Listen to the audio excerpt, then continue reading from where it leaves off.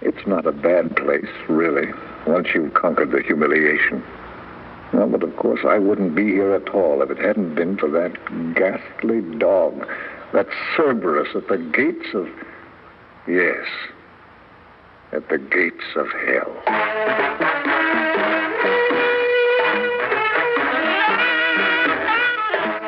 Theater 5 presents The Big Dog.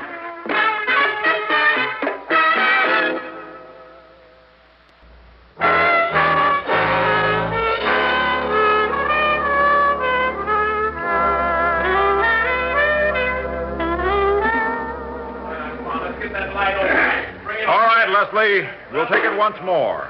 Now relax this time. And remember the boom camera's on you till you hold up the bottle.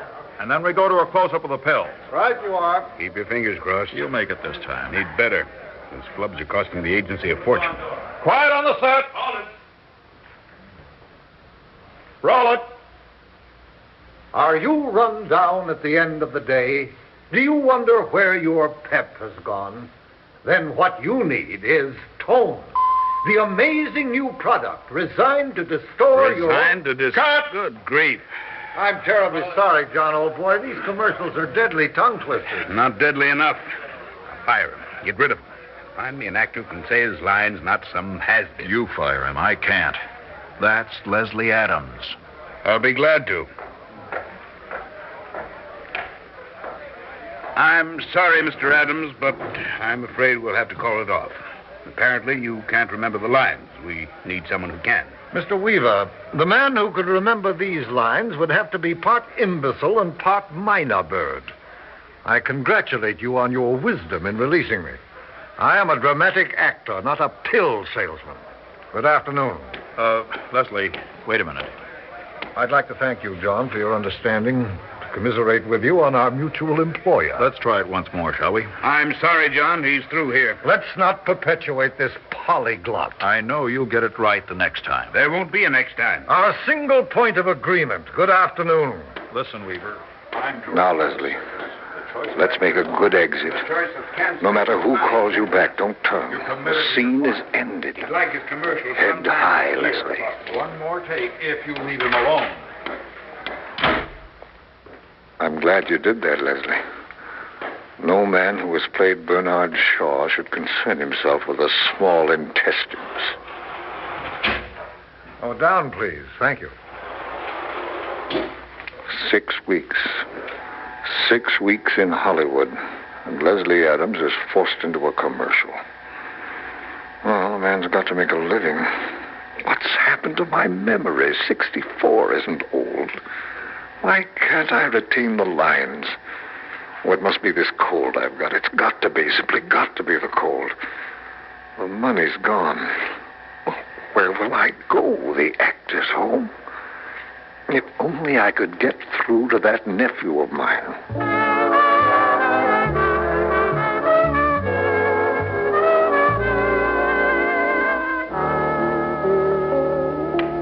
Well, Boniface Walter, how's the hostel tonight? A welter of mail and messages? Slow, Mr. Adams. No calls for you. Nothing from Alex Kendall? Not a thing. Leslie. Oh, how nice to see you again. Jamie! Here for a film? Oh, just 3 weeks. Are they keeping you busy? Oh, you know, the round of television.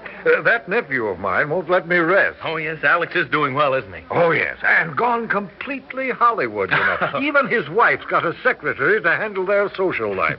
Incredible place, isn't it? But I may escape it yet. Miller wants me back in his new play. Oh, Broadway? I envy you. As a matter of fact, Jamie, there's a young man in it you might play. Shall I put in a word with Gilbert? Well, that's always home, you know. Then it's done. See you tomorrow. Good night. I know it's none of my business. But is he that important on Broadway? Does he owe you a bill? As a matter of fact... I'll cover it. And the answer to your question is yes. Or it used to be. Well, then he'd better go back. He hasn't worked since he moved in. His memory's shot. There's nothing for him to go back to.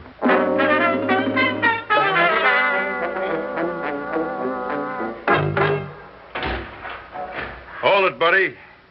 Who are you? What are you doing here? I'm Leslie Adams. And? And I'm not a tourist from Boise. I'm here to see my nephew who's directing on this set. Sorry, orders are the stage is closed. Don't argue with him, Leslie. The man's too young to remember who you are. They ought to be breaking for the day soon. Oh, thank you. Thank you. I'll wait outside. Well, the days are pretty here. The weather, that is. The rest is like a visit to the dentist. It goes well enough until the drill strikes. Leslie Adams soliciting Alex Kendall. The world turns, doesn't it? But it's only work I want, not charity. If he and Marcia would only invite me to one of those parties they give. They ask the right people, men who could give me work. Yes, they're coming out now, the actors. There is a tide in the affairs of men, which taken at the flood leads on to fortune. What happened to my tide, my fortune?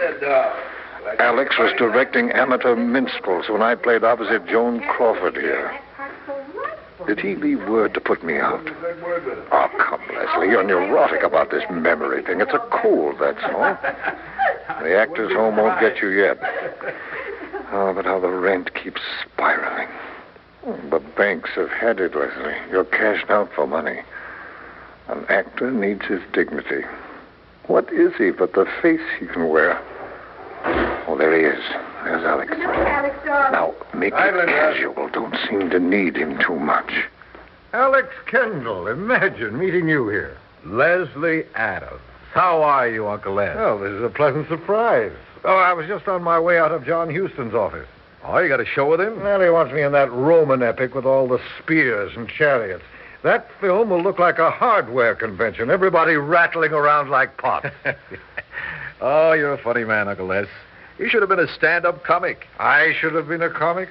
Oh, I didn't mean to offend you. You could have been a great success. I have been a great success. Oh, yes, you have. I've been meaning to call you, Les, every day for a month now. I wrote you where I was staying. I know. I've just been working so hard. They've got me directing so much TV, I'm beginning to feel like a traffic cop. That busy, eh? Yeah, it's killing me. You? Yes, it's killing me, too. Not the work, the lack of it. I'm busy enough. Les, I'm sorry I've got to run. Shall we see each other? I hope so. When? Well, look, Marcia's giving one of those she parties next Saturday. You always hated that kind of thing. I don't suppose you'd like to come. Well, that is poker night with Freddie March. Oh, too bad. Another time? Oh, what am I saying? Oh, dear. Now, he's going to be in New York this weekend. And we can look for you? Well, if Houston doesn't hold me up. Oh, it's black tie, Les.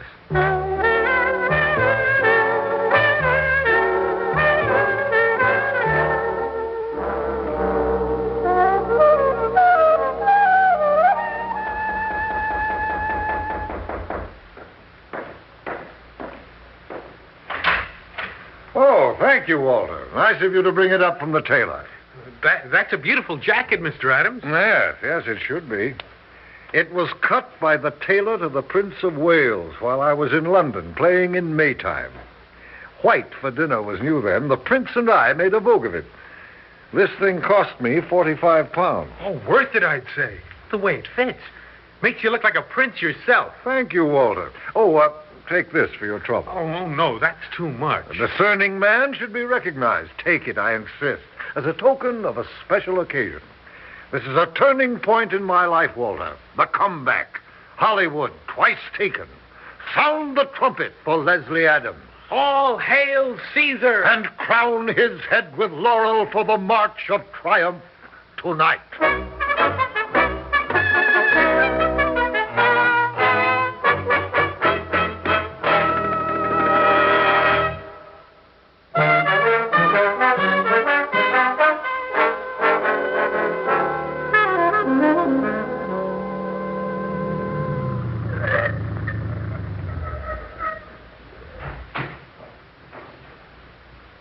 There you are, driver. Keep the change.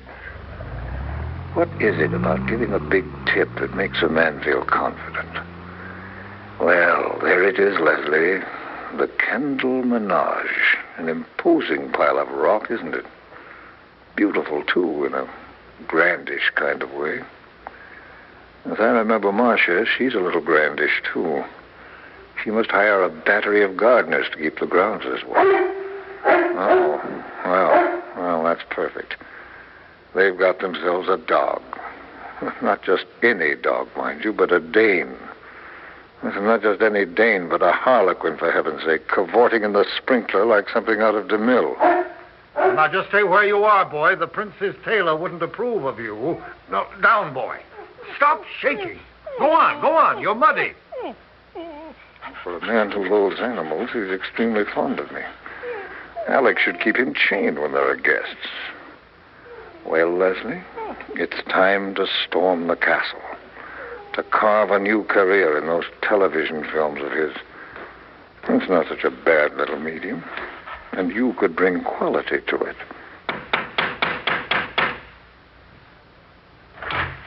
Good evening. I'm Leslie Adams. Oh, Mr. Adams, there you are. I was just passing the door. The other guests are in the drawing room. Please come in. How nice to see you again. I had... No, boy. Out. Get out. Oh, dear. Oh, look what he's done. The mud all over my dress. What a shame, and he's darted off. Is there anything I can do? Thank you, no.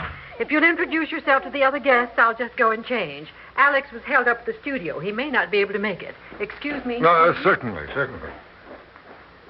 Oh, what an incredible performance.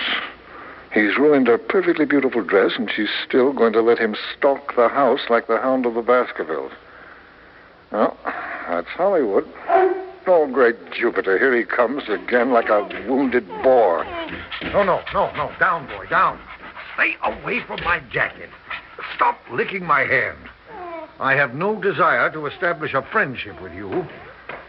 Oh, and will you, for heaven's sake, stop following me? You make me nervous in this jacket. Oh, here, boy, here, come. Now, let's try the patio, shall we? There. Out you go. Good riddance. Yes, and don't fall in the pool. The displacement would be a disaster. Why did she call me Mr. Adams? That was chilly of her. What a shame Alex isn't here. I thought I might borrow the rent from him. What? Borrow? Oh, no, certainly not. All you want is a job, and Alex can give you one. And stop worrying about the memory thing. The scenes are so short in film, there'll be no problem at all. All right, Leslie. Pick yourself a producer and get yourself a job.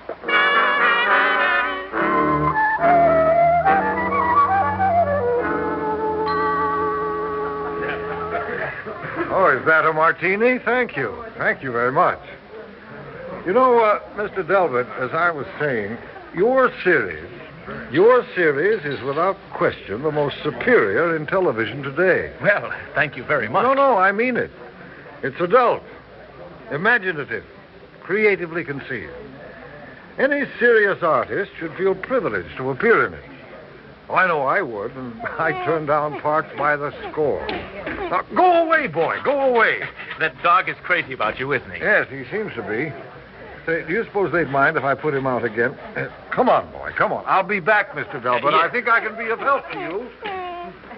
Now, listen, you moon-eyed minotaur. You're not going to wreck my chances. I'm here on serious business. I've got to talk to these people, especially to Alex's wife. I can't have you fawning on me while I work. So, out you go. Out, do you hear me? Out. Go on, out.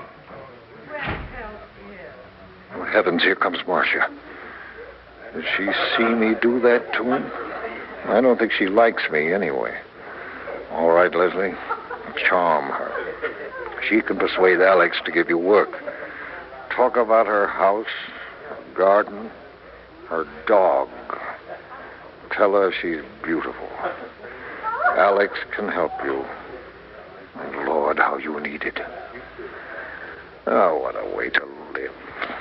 You revolt me, Leslie Adams, soliciting these people like some beggar in the street. Well, what else can I do? Go to the actor's home. Oh, Marcia. You know, if I'd known you'd wear such a dress as that, I wouldn't have been so stricken. Bertucci, isn't it? Or Marley Parness? No, it was done by one of Alex's designers. Yeah, that's another talent of Alex's, finding the right people. A designer, an actor, a wife. He's unerring. He's perfect. He was married once before. Well, one works toward perfection, you know. Ah. Oh, I saw that show of his last Tuesday. Brilliant. Oh, it was good, wasn't it? I've been a director, too, you know. I see the inspirational touches. Alex has a transcendent talent for dramatic grouping, like Goya. Oh, do you think so, too? Oh, please sit down and tell me about it. Oh, for the love of Jupiter, is he back in? Oh, dear, and covered with mud again. I do No, wish boy, you- down. Get off that sofa, you idiot. Get off. There. Well, I hope you'll forgive me, Marcia, but it did seem wrong, you know, for that dog to sprawl on a velvet love seat. Yes, didn't it? Excuse me, Mr. Adams. I must see how dinner is coming along. Dear saints in heaven, I've offended her, slapping that canine pachyderm. Well, there's no time to waste. I'll get to work on Delbert again. You need a job, Leslie, in a series. You need a lot of ransom to stay out of that actor's home.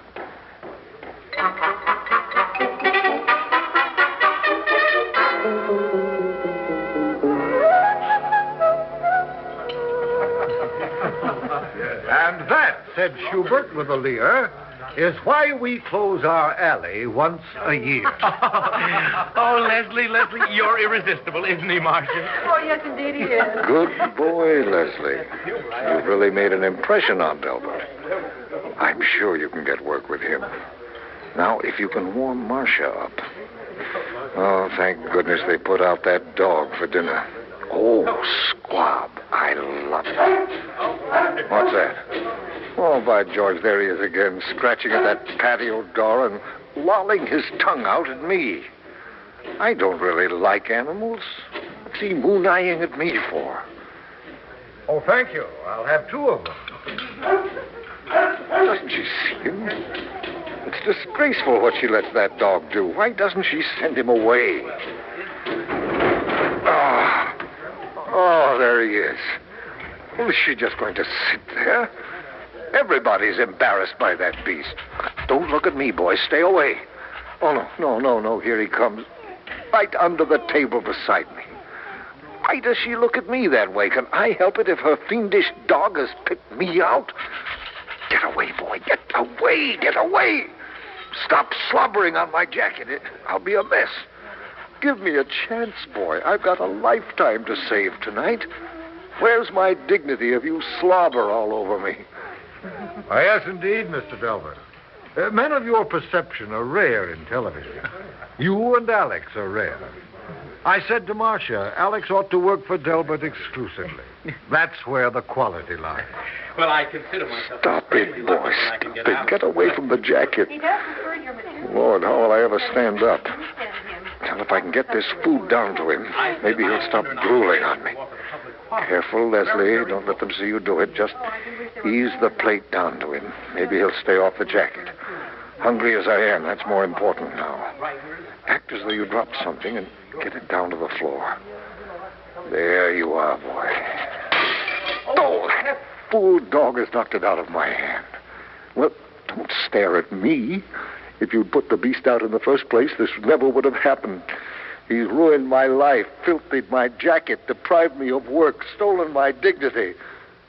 What chance have I now? Mr. Adams, I didn't mind about my dress.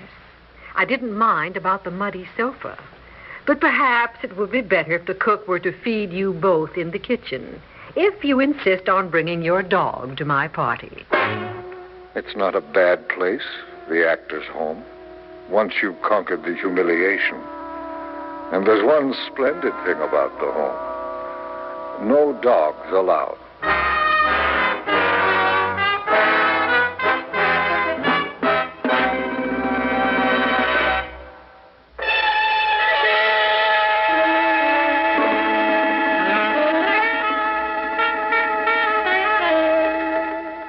5 has presented The Big Dog, written by Richard McCracken and directed by Warren Somerville.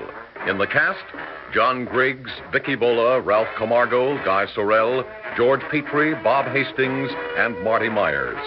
Audio engineer Neil Pultz. Sound technician Ed Blaney. Script editor Jack C. Wilson. Original music by Alexander Vlastotsenko. Orchestra under the direction of Glenn Osser. Executive producer for Theater 5, Edward A. Byron. We invite and would appreciate your comments. Write to Theater 5, New York 23, New York. This is Fred Foy speaking.